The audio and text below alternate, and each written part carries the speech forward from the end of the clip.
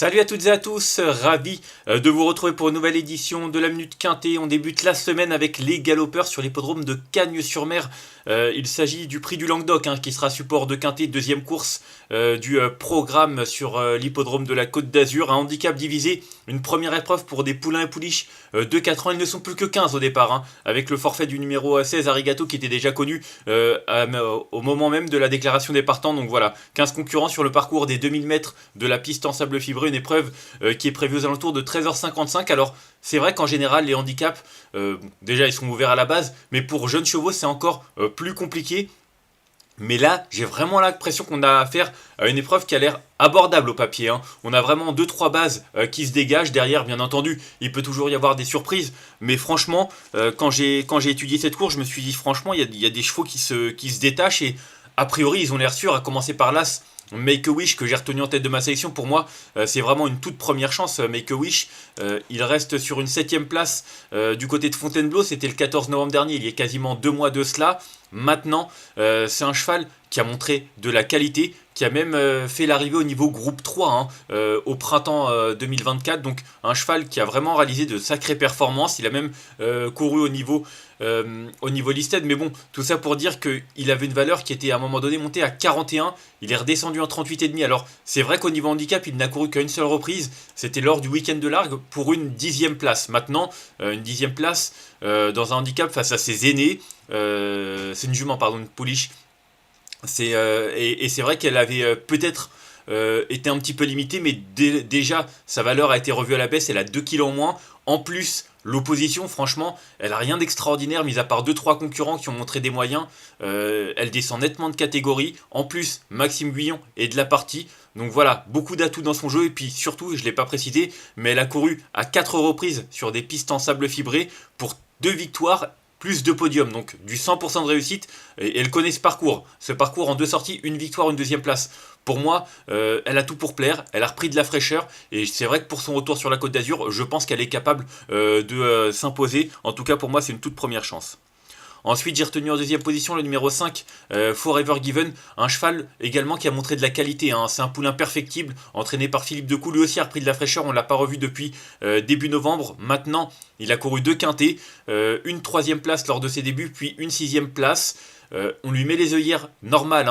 C'est vrai qu'il avait couru dans les handicaps avec des œillères australiennes. Le fait qu'on change un petit peu le fusil d'épaule, mais qu'on lui mette des œillères dès la rentrée, c'est signe qu'il a suffisamment de travail. Et puis, faut se souvenir qu'il a débuté sur cette piste l'hiver dernier par 2 sorties sur cette piste, 2 deuxièmes places. Donc, lui aussi a beaucoup d'arguments à faire valoir, il est compétitif à cette valeur, il a de la qualité, il est bien placé dans la salle de départ, il apprécie ce parcours.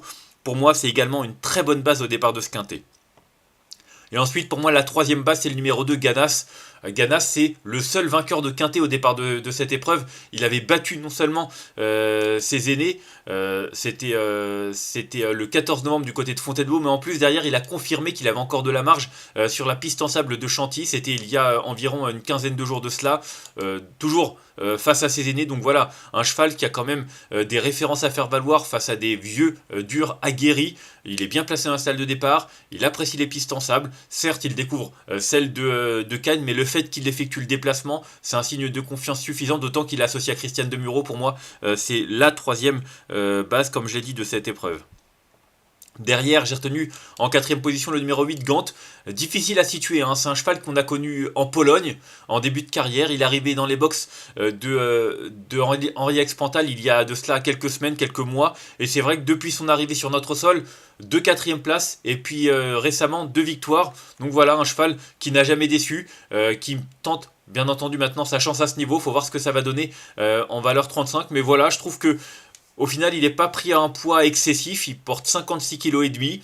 Il vient de s'imposer sur le sable de Lyon il y a un peu plus d'un mois. Donc voilà, c'est peut-être que son entraîneur n'a pas forcément le choix des engagements après 2 victoires et qu'il est obligé de tenter sa chance dans cette catégorie. Mais vu sa valeur, je trouve que ça peut être un beau coup de poker. Et pour moi, ça peut être même un concurrent qui peut pourquoi pas titiller mes principaux favoris. Ensuite, j'ai retenu en 5e position le numéro 12, Terre Blanche. Irréprochable, elle fait toutes ses courses. elle s'adapte à tous les parcours. Elle reste sur une 4e place dans un handicap du côté de Salon de Provence. C'était fin novembre dernier. Donc voilà, hein, c'est vrai qu'elle est passée par la case réclamée, hein, cette pouliche, mais elle a prouvé qu'elle valait mieux que ça. Elle a fait ses preuves dans les handicaps sur cette surface. Elle aussi découvre la piste en sable fibré de Cagnes-sur-Mer, mais elle apprécie cette surface, donc il n'y a pas de raison que ça se passe mal. Voilà, si elle a un parcours comme il faut, je pense qu'elle doit pouvoir prétendre en une 4-5e place.